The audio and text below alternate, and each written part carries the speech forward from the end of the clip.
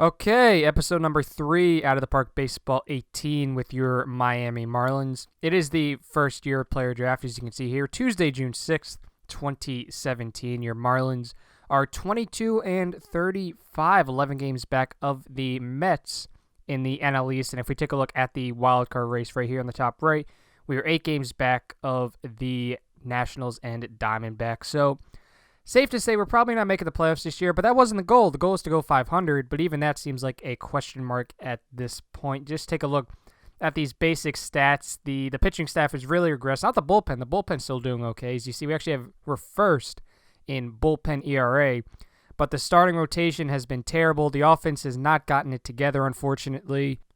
So I don't know, 500. I hope we can reach it, but I don't know at this point. Like, just taking a look at the pitching rotation, I have to do something. I don't know if I'm going to bump Kohler or Volquez out of the rotation, and I don't even know who I'm going to use to replace him. The only guy I think I can use is Urena or maybe Nicolino, but even like with Nicolino, right? Like he does not have one single good pitch. The only thing he has going for him is control. And looking at Urena, he has one solid pitch, but everything else, it's not really there. And he doesn't really have a lot of stamina either, which kind of sucks. You'd really like your pitcher to have better than like a 50 stamina. So I don't really know what I'm going to do. I mean, maybe I can call up Despain, but even him, like he doesn't have like a go-to pitch, unfortunately. So I don't know what I'm going to do. I got to do something, though, because his pitching rotation is awful. See, Kylie's regressed. Chen, that's about what you'd expect out of him. Straley, I hate to say it, but that's what you'd expect out of him as well.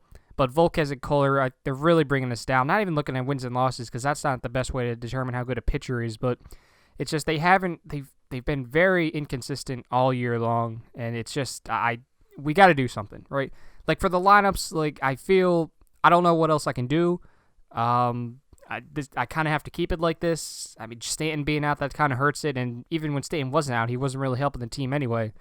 But I don't know. We'll have to figure it out, though. But we'll worry about that after the first year player drafts. Let's go here. So, as I showed in the last video, we have the 13th overall pick and just a review of the top prospects in the draft. So it's a very pitching heavy draft, and it's kind of bittersweet because I'm of the mindset that you can never have enough pitching, but at the same time we need offensive guys in our system because we really don't have any. I mean, we don't really have anyone in our system to begin with, but at least we have like a couple intriguing arms, but when it comes to bats, we don't really have a lot. So that does kind of suck. There are 2 center fielders, but I doubt they'll be available when it's our turn to pick. Austin Beck out of high school and Jaron Kendall out of college.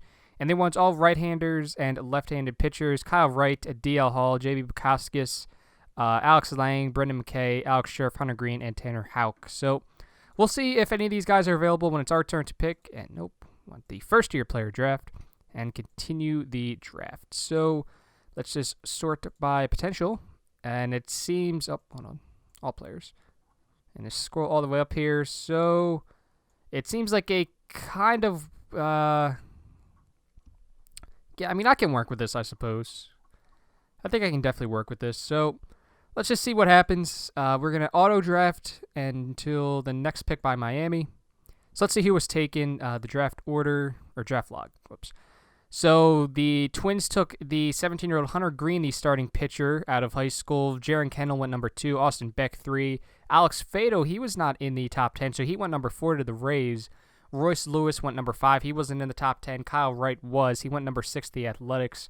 Quentin Holmes, he went number 7. Alejandro Toral, he went number 8 to the Philadelphia Phillies. Hans Kraus went number 9. Blaine Enlow went number 10. Keston Hiura went number 11, and D.L. Hall, he was in the top 10. He went number 12 to the Pirates. So now it's our pick. So if we go back to continue draft, so let's see who we got here. So this Carl Chester guy is definitely intriguing. He was not in the top 10. So let's just take a look here. He's actually really intriguing. So he's a spray hitter, ground ball, a lot of speed. That's always a good thing. Let's see how he did. So in 2014, that was a nice OPS. I imagine that was, I don't know, so he's eligible from college. He's 21 years, so that might have, okay. So that might have been either his last year of high school or one of his early years of college. I'm not sure. Solid in the outfield, especially at left field. Right or center field, it's a little iffy. Quick to share when he spots a flaw in opponents. That's always good. So it seems like he can be a solid contact and gap power guy, really not home runs, but I'm kind of looking towards getting him. It seems like that could be a nice guy to build around. The problem, though, is that we already have Yelich. So, I mean, you can move Yelich around for sure, but, like, at the outfield, like, that's the one part of this team that's, like, that should be good for a while. So, but, you know, at this point, we just have to take the best player available, and I think that would be Carl Chester. Because just looking here, Brandon Dudley, so he has the home run power, not the gap power. Not as much speed for sure, and not as good defensively. Let's hear Jason Gonzalez, a third baseman from high school. Extremely hard sign, although if you give him enough money, they'll definitely sign with you. So this guy has the home run power, the contact, not the gap power. He has a solid eye, some speed to him, but he is really not good defensively. At least he's not projected to be. Calvin Mitchell, now this is an interesting guy. 18 years old out of high school. Now he's an impossible sign, but once again, it's I mean, he's not projected to be anything special defensively. I think the move here is Carl Chester. It seems like, I don't know, because looking at these other guys, it's not. I'm not really. Now this guy's interesting. Bailey Ober. He's from college. He's got the stamina. He's projected to be a solid pitcher. 3-star guy. It's always good. 21 years old. But I think I'm going to go with Carl Chester. I think this guy is the best available pick for sure. And better yet, he's an easy sign, so it's always good. So we're going to draft Carl Chester out of college, and we're going to draft him. I'm not going to offer the slot because there is a chance that he'll want less than what the slot is, so we are going to... I keep forgetting to do that. So auto draft until the next pick. And Brandon Dudley is still there, as is Jason Gonzalez. There's Kevin Bryant. So he's an easy sign out of college. Another guy, a lot of speed, really good in the outfield, although he's not really good at any one position. He's kind of average. That avoid K's rating is a little concerning. That's not really something I look for in my batters. Obviously, Stanton is an exception just because he can do so much. But maybe Brandon Dudley. I don't know. I mean, I don't want to take another... I'm kind of leaning towards Jason Gonzalez. Often found talking with coaches long after drills are over, but he's not... Yeah, the problem with him is he's not good defensively. Who does our scouting director think we should take? So he thinks we should take this starting pitcher out of high school, Trent Vietmeyer, a 2.5-star guy, and yeah, I kind of like this. So I doubt that changeup will develop that much, but it seems like he could have at least 2+ pitches, if not 3. The control will be there. The movement and stuff will be there. I mean, it seems like he could be a solid addition. Hard sign, but if we give him the money he wants, that won't matter. If nothing else, he could be a good bullpen arm because you see the stamina. It's only at a 50. But yeah, I mean, if nothing else, Trent Vietmeyer, where is he at? Oh, so he's right there. Let me just scroll through the rest of this list here, see if there's any names. Let me see. Oh, look at that, Tom Flacco. So for those of you that don't know, he's actually related to the Baltimore Ravens quarterback, Joe Flacco. I actually got to see this guy play 3 different sports. So he played football and baseball against my high school, and then he also came to my high school for like an invitational, kind of like, not a tournament, but just like a bunch of games played on one day. So I got to see Tom Flacco. A really good athlete. He decided to go to college for baseball, and it's actually pretty cool that he's in this draft class. But I don't think I'm going to draft him. He doesn't project to be anything special. I mean, I might draft him just because, I saw him play. But let me see. Is there anyone else that I doubt it. All right, so like that Trent Vietmeyer guy, like he is actually kind of intriguing. So I think I'm going to go with him. So I'm going to draft him. And then auto-draft to the next pick by Miami. Then scroll all the way back to the top here. So Brandon Dudley is still available, and he's an easy sign. His ceiling isn't very high, but his floor is that of a potential not too bad backup. And at this point, because I don't really know, like Jason Gonzalez, I don't know. I'm trying to think. Like now, he's an extremely hard sign, but the offensive ratings, they're kind of I like them a little bit. It's just between Gonzalez and Dudley. Because how's Mitchell look? Oh, Mitchell's actually solid. He's an impossible sign, so I don't want to draft him in the 3rd round. Those are the guys you kind of wait on a little bit, and if they're there later, you take them. Keith Holcomb, maybe? No. Does our scouting director think he should... So he thinks we should take the starting pitcher out of college, Jonah Patton. So another guy that could have 2+ pitches. So let's see here. Maybe I don't know. I feel like it's between Gonzalez and Dudley, and I feel like the one that I don't take, they're gonna end up being really good, and the one I take, they're gonna be terrible. But I'm against my better instinct. I'm gonna go with Jason Gonzalez, and hopefully he turns out to be a solid pick for us. Now Dudley is no longer available, so yeah, so both of them are gonna end up going anyway. Kyler Arenado. Oh, you gotta pick this guy just for his name, Kyler Arenado. That is a good baseball name.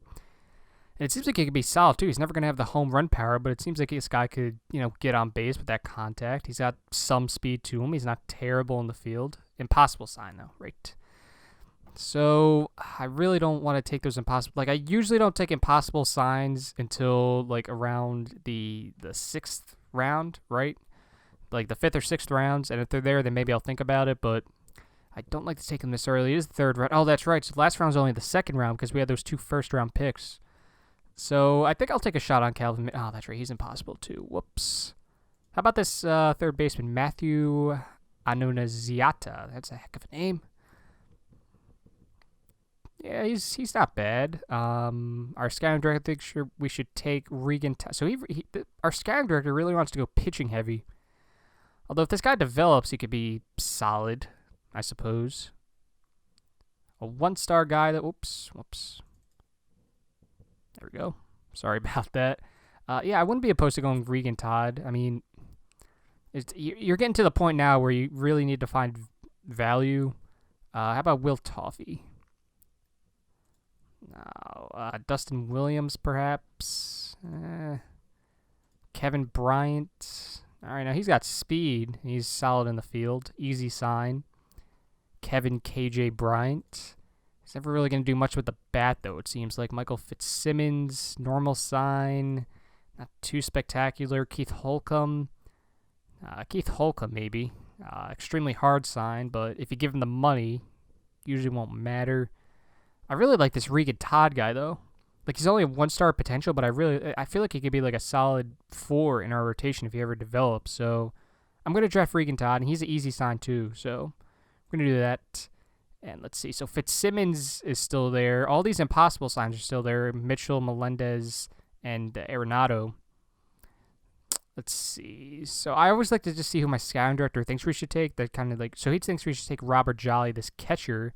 Extremely hard sign. Always looked to when the pressure's high and the game is on the line. Okay. So I guess that's a good thing, right? I don't know. Elliot Carey, maybe. Okay. So this guy's interesting. Extremely hard sign. Right field.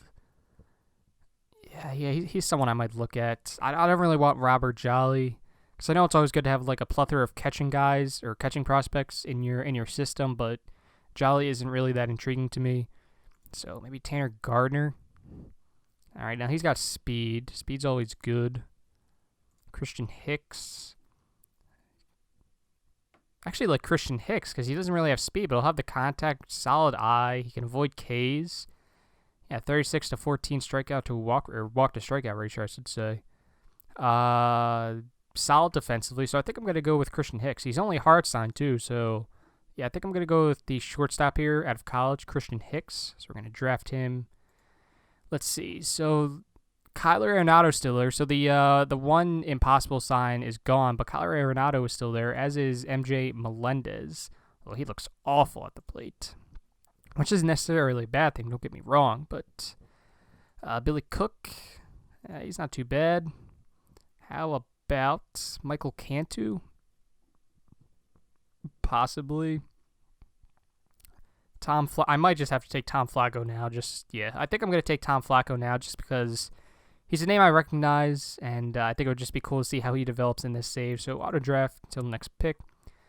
So Arenado is still there, and it is the 6th round, but so he wants us to take a starting pitcher, Hanson Butler, out of college. Impossible sign, but well, now it's getting to the point where if I'm going to draft this guy, excellent comprehension skills, but makes it an individual effort, not a team or big picture outlook. Now, when it comes to team chemistry and stuff, it's not terrible to have a couple of these guys on the team, but I usually try to stay away from them just because I usually just like to build it's gonna sound so cliche, but I like to build like teams where guys like none of them have problems. And they're all like team first guys. But I mean, Dave Hollins Jr., J.D. Huggins, Brett Langhorne, maybe. Just trying to see. I'm not sure. I'm not going to do the whole draft, by the way. I'm just going to do maybe like 10 rounds, and I'll have my scouting director take care of the rest.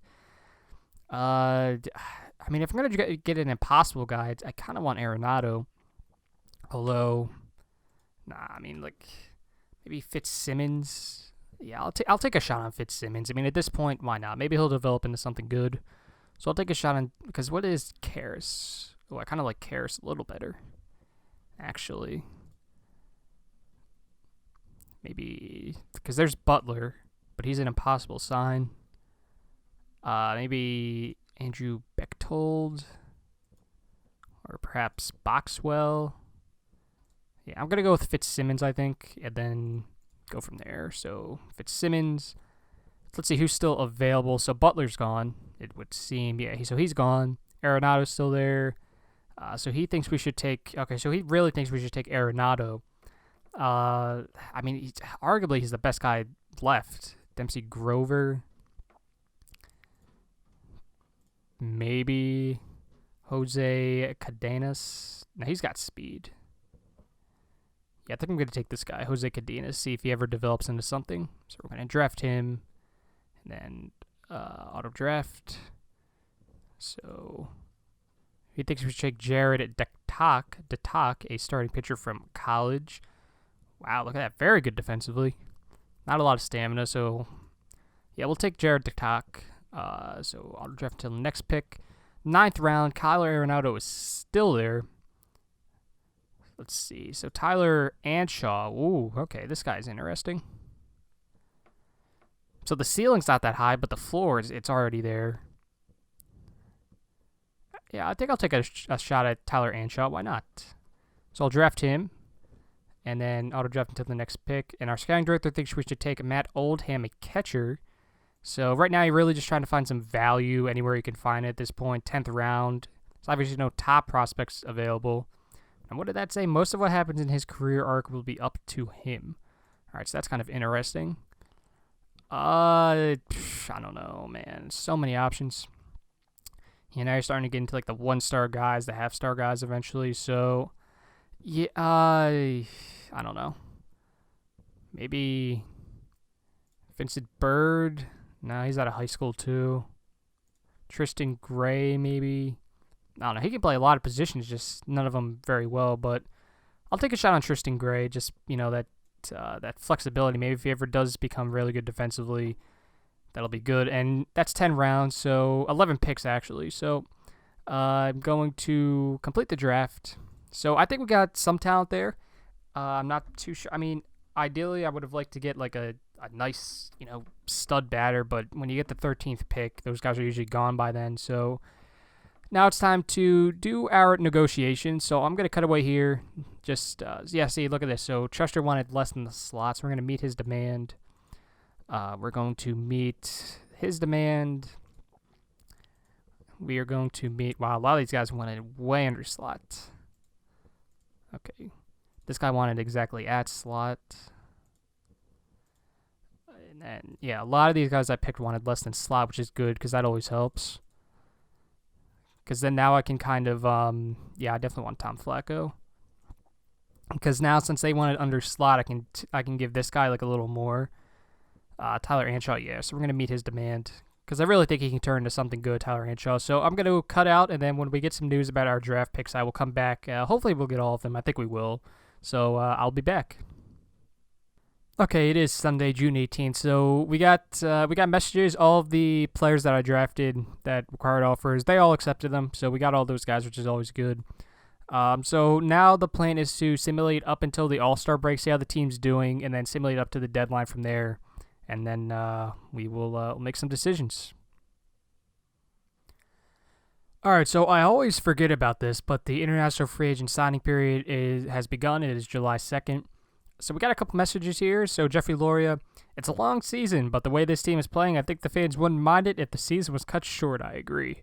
I hope you have some tricks up your sleeve because I'm not liking where this team is headed at the moment. I agree with that as well.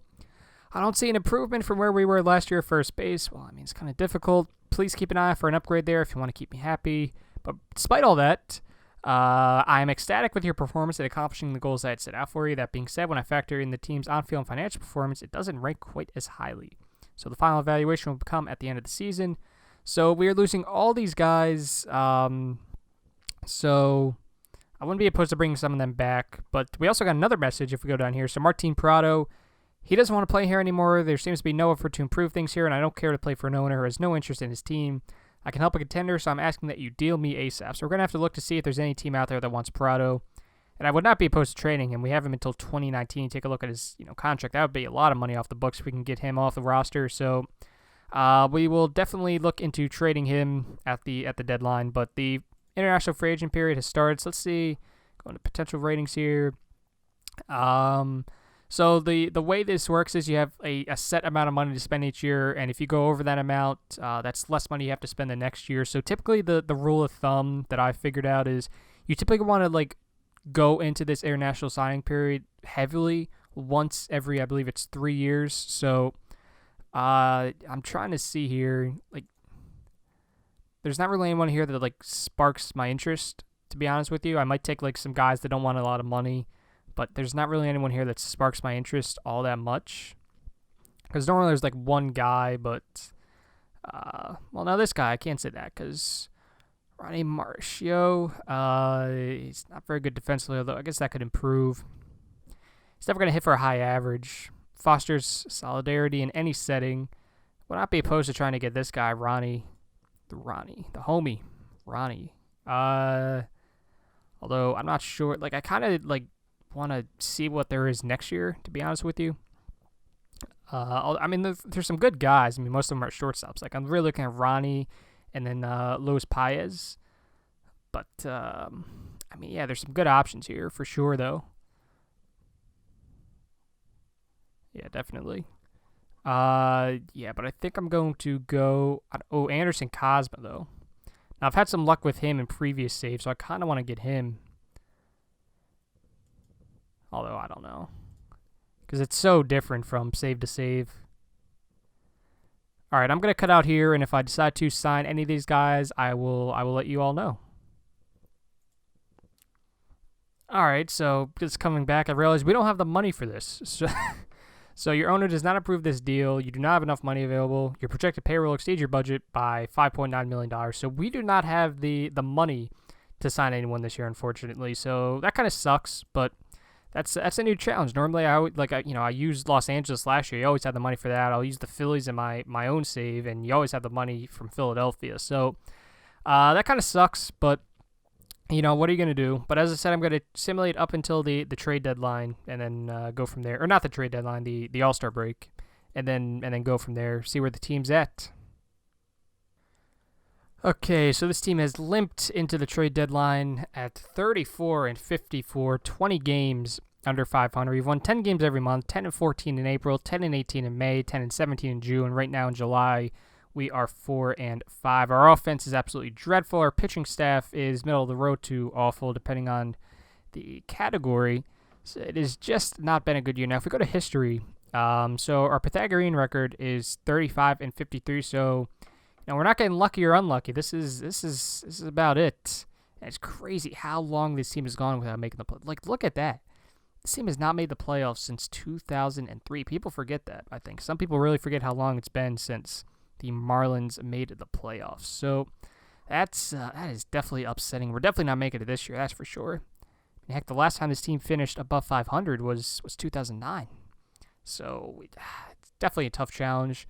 But let's just take a look here and see, Mail and News, who made the All-Star game.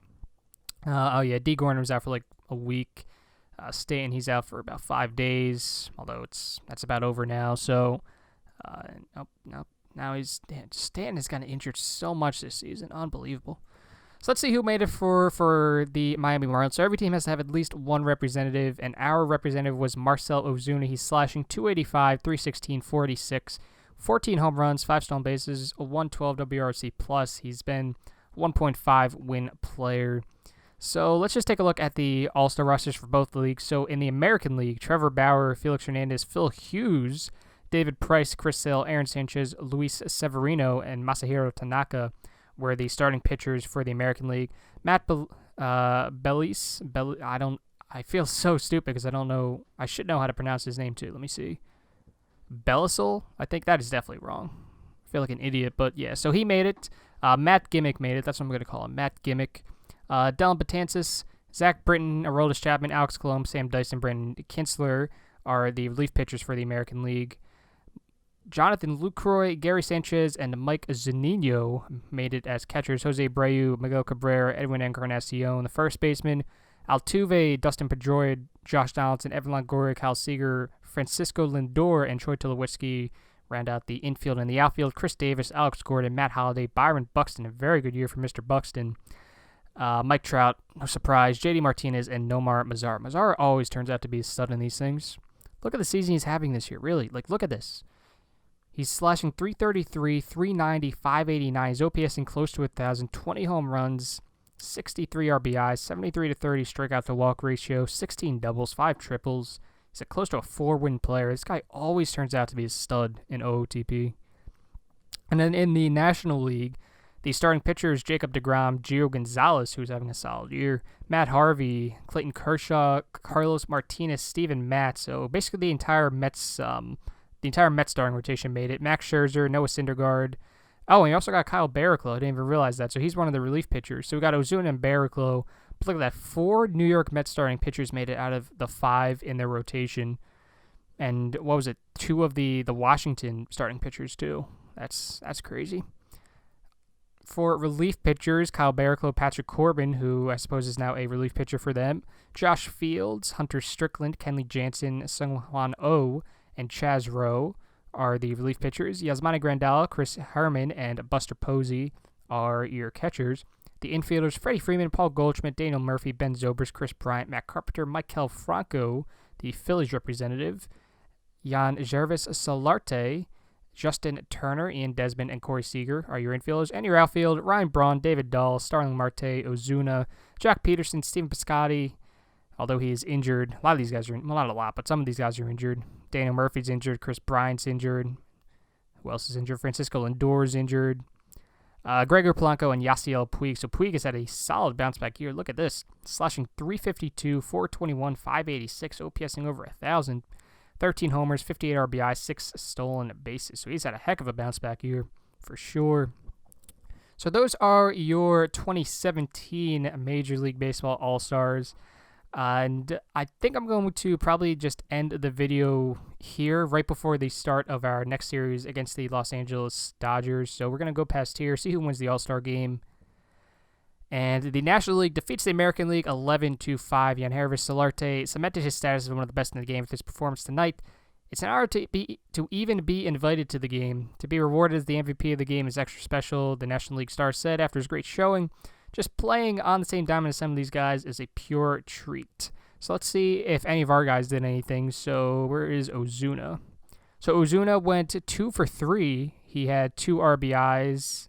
Left 1 on base, scored a run, so did he hit any home runs? So Marcell Ozuna hit a home run, 7th inning, off of Alex Colomb. So it was a solo shot, but still, that's nice to see. And let's see, Barraclough got in, so he pitched an inning, struck out 2, just took 12 pitches. Wow. So our All-Stars did good, for sure, which is good to see. So having said that, let's just simulate up ahead until, what would it be, July 14th. So here we go, simulate a couple days here. And there we go. All right, so July 14th, second half of the season is officially underway. Your team, your Miami Marlins, 34-54, so we definitely have to do something. So let's just take a look at the lineups here. So if you see anyone here that you think maybe I should try to trade at the deadline or before the deadline, just let me know. I'm definitely going to try to trade Prado because he doesn't want to be here. I kind of want to try to trade Ichiro, see if I can get anything for him just because I feel like he deserves to be on a contending team this late in his career. So I'm going to try to trade him, unless you guys don't want me to, so just let me know. But other than that, just if you guys see anyone here that you want me to try to trade away for something, just let me know. And then for pitching staff, I don't know what I'm going to do. So Conley's done a little better recently. But the rest, Urana's actually done solid too, albeit only in 17 innings. But that is by the way, yeah, I don't think I mentioned this. I sent Kohler down and called up Urana. So that is that. So if you have any suggestions about who you want me to trade off this team, who you want me to try to trade for, just keep in mind, I want to keep this realistic, so I'm not going to try to trade for like Manny Machado, right, or someone like that. But just if you have any suggestions on what you want me to do, be sure to leave them in the comments down below. I read all of them. So just leave any suggestions you have, and I will definitely look into them. But thanks for watching episode number 3. I'll see you tomorrow with episode number 4. Enjoy the rest of your day, and thanks for watching.